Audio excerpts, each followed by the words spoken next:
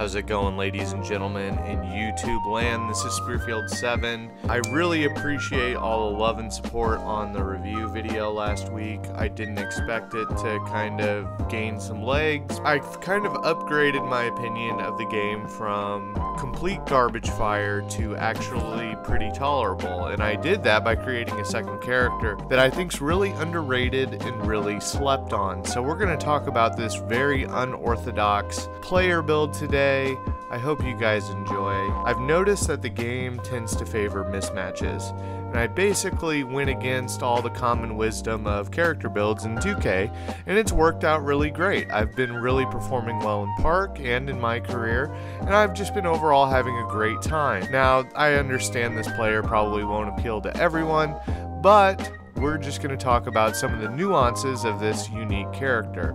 Typically, everybody, I would say 85% or more of the point guard community in 2K are shot creating, ball handling freaks of nature. So basically, I created a pure slasher. My man is 6'7", 223. I threw some LBs on that guy. So by point guard standards, he's a very oversized point guard. For instance, Russell Westbrook's only like 6'3", 6'4". So basically, you're creating a lot of physical mismatches, and I really enjoy how this guy has turned out and how he performs against other point guards.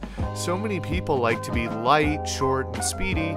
I found that my character kind of keeps up with almost everybody, and it's been really great. So getting into the attributes, what really makes this character unique is his inside scoring ability.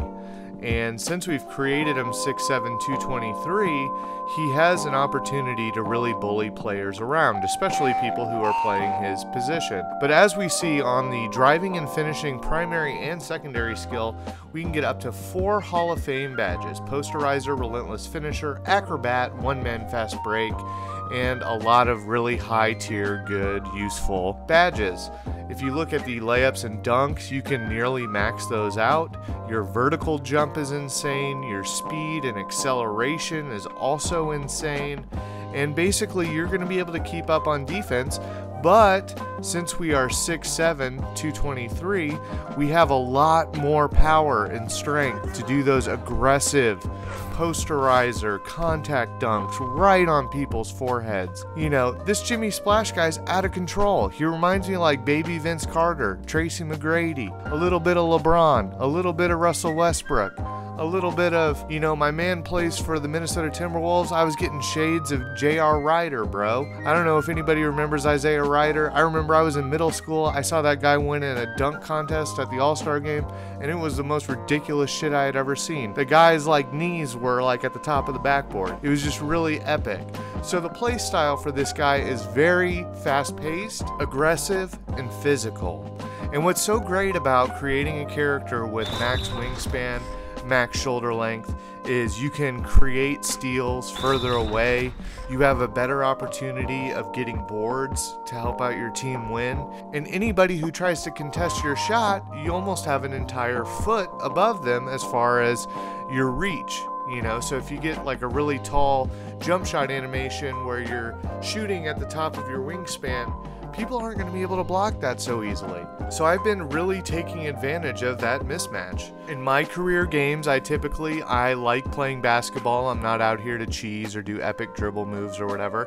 I like driving, doing a dribble move or two, and then driving straight to the basket. And either I'm going to be dunking on some foreheads or I'm going to be kicking it out for easy assists.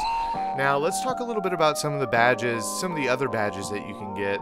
I showed you the ones that you can get Hall of Fame, which already, you know, there are very few builds in the game that you can get that many Hall of Fame badges. Just by the size, you're giving yourself so many advantages over other players that have nothing to do with badges. These 4 badges right here can be Hall of Fame badges. Those are all very strong badges that are useful in Park in my career. We also got Teardropper that allows you to make some kind of different difficult floaters and runners. Ankle breaker, pickpocket, free throw ace, pick and roll maestro, chase down artist, post spin technician, lob city finisher, putback king. There's a lot of really great badges, and then we have the expression badges like hardened and enforcer, and which just basically means you can be a physical bully. You can be an epic guy that's out here throwing bows. But let's talk about some of the numbers. I'm only at an 87 overall. A lot of these are going to get better, but as you see, my shot close is a 99 overall, standing layup 99, driving layup 98, 94 standing dunk, 99 driving dunk, 98 contact dunk. You are just going to be running like a bulldozer on fools down low. And I've noticed that the layups are a lot more consistent. I mean, shit, they better be when you're 99 overall. But I've noticed a lot more luck. And then my defensive stats are in the 70s, so they're above average. They're not amazing, but they're great. Speed's very high in the 80s. Vertical jump is 85 right now. I think I can max that out. I think that's kind of what we saw earlier. So we're going to be getting into the 90s on that stuff. We are going to be like Neil Armstrong in the moon landing. You feel me? Like anti-gravity, like mad hops. This kid's got mad hops, and it's just been a complete blast to play with him. The only downside, and this is where we get into the negatives of the video, the only downside, guy can't shoot threes very well. He's actually not really that bad on mid-range shot, but threes are just off your radar. You're going to have an F grade on your three-point shots.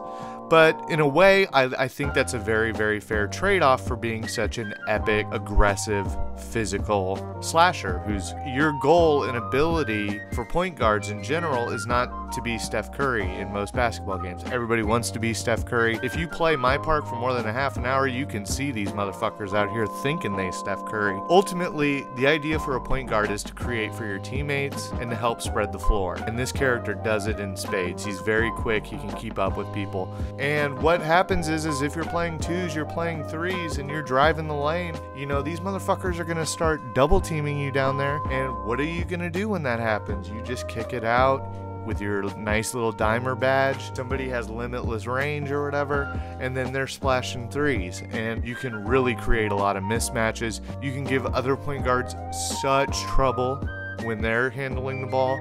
I mean, your arms are just out there. You're just a gangly little swamp monster out here, swatting balls away, getting blocks, getting boards over these little children who be running around your heels, and you be dunking on their faces. So anyways, I love this build, and I just wanted to share it with you all. I think it's really slept on, and it's probably one of the builds that you're going to find that's going to be the least likely to be patched and stuff. I don't see a lot of YouTube videos of people doing this build, and so I thought I would just kind of add to the pool of build videos. And I hope you enjoyed it, and I hope everybody's, you know, starting to get comfortable, get settled in with 2K18. So the question for the day is to leave a comment down below, talk a little bit about your build, what you like about it, what you don't like about it, and basically the question is, how are you faring after your first weekend last week? So anyways, I hope you guys enjoy. I will be back with more. Until next time, this is Spearfield 7. See you later.